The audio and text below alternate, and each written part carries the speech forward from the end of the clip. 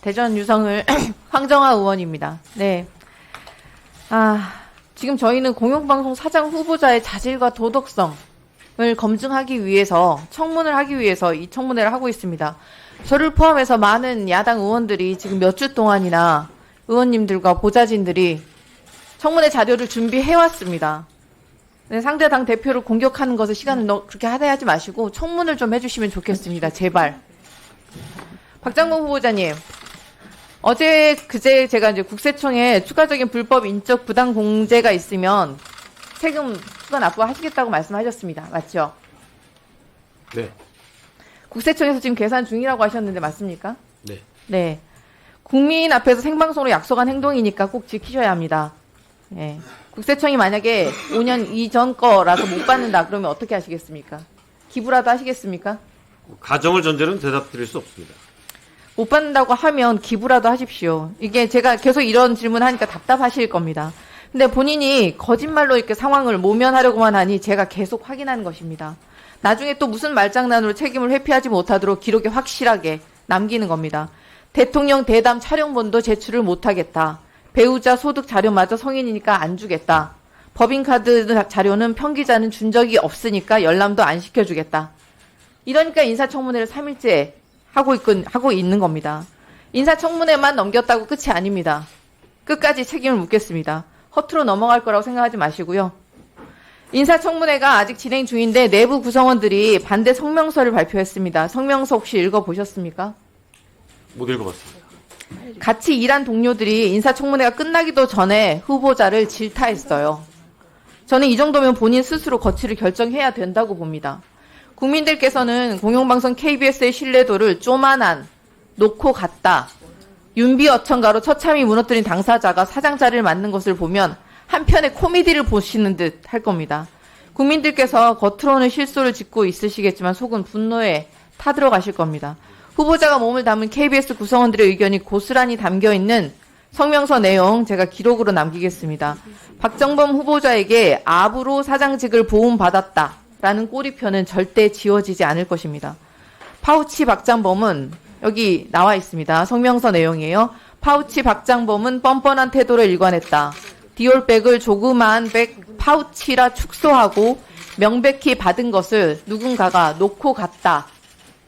김건희 여사를 정치공작 희생자라고 포장해놓고 의도가 없었다고 주장하는 게 말이 되는가? 이 답변에 수긍하는 국민이 얼마나 되겠는가? 그리고 부부싸움 하셨어요? 라는 발언과 관련해서는 국민 모두를 화나게 해놓고 무슨 재밌는 질문 운운하는 건가? 파우치 박장범은 전 국민 가운데 단 한 명만을 웃기기 위해 질문을 던진 것은 아닌가? 윤석열 대통령의 사과 의사를 묻는 질문을 했다고 주장하지만 위원들이 위증이라고 지적하자 착각했다며 말을 바꾸고 사과까지 하는 참극이 벌어졌다. 또 자신이 근무 시간에 주식 매매를 해놓고도 모른다고 잡아떼며 배우자 핑계를 대다가 차명 거래 의혹이 제기되자 그제서야 아내가 추천한 종목을 산 거라 말을 바꿨다. 공영방송 KBS를 어떻게 믿고 볼 수 있는 국민의 방송으로 되살리고 어떻게 국민들이 효능감을 느끼게 할지에 대해 깊은 고민이나 비전은 전혀 찾아볼 수 없었다. 이런 사람이 공영방송 사장 후보라는 게 참혹할 뿐이다. 파우치 박장범 당신이 공영방송을 운영할 자격이 있는가? 인사청문회를 시청하고 계시는 대다수 국민들과 결을 같이 하는 평가라고 생각하는데 여기에 틀린 말이 있습니까? 민주노총 언론노조 KBS 본부의 성명 내용 잘 들었습니다. 일부의 의견일 뿐이다. 이렇게 치부하시는 겁니까, 지금 또? 아니, 일부라고 말씀드린 적 없습니다. 그러니까 노조의 의견이다. 아니, 있는 그대로 말씀드린 겁니다. 자기 객관화를 조금이라도 할 줄 아는 사람이라면 이러한 평가는 좀 조금이라도 인정해야 하지 않겠습니까? 역대 KBS 9시 뉴스 앵커 중에 흑역사로 기록되는 3대 앵커가 있습니다. 첫 번째 흑역사는 총선 부정선거 음모론을 제기하고 지난 총선에 가가호호 공명선거당이란 정당, 이름도 어려워, 비례대표로 출마한 민경욱 전 의원이 있었고, 두 번째 언론인 회칼터러 발언으로 사회적 물을 일으켰던 황상무 전 수석이 있습니다. 현재 국민 부끄러운 줄도 모르고 KBS 자회사에서 프로그램을 진행 중입니다. 세 번째 흑역사 앵커는 누가 될까요?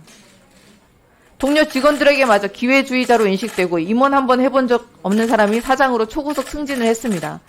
윤석열 대통령에게 가는 말이 고와야 KBS 사장 자리를 하사받는다. 라는 말이 회자되고 있는 건 아십니까? 이번 기회에 사장 초고속 승진 취업 전략서를 한번 만들어 보면 어떨까 싶습니다. 게다가 박장봉 후보가 지금 KBS 간판격 9시 뉴스를 맡으면서 KBS 보도가 급격하게 국민의 신뢰를 잃었습니다. 시청자 수 한번 볼까요? KBS 9시 뉴스 일평균 시청자 수가 168만 명 수준으로 전임 앵커 시기 247만여 명에 비해서 32%가 떨어집니다. 같은 시간 경쟁사 뉴스 시청자 수는 9% 오히려 증가하고 심지어 20대부터 50대까지 시청자 수는 반토막이 났습니다. 10월 MBC 뉴스데스크 수도권 가구 시청률 6.35%에서 6.14%인 KBS 뉴스9을 안정적으로 추월했죠.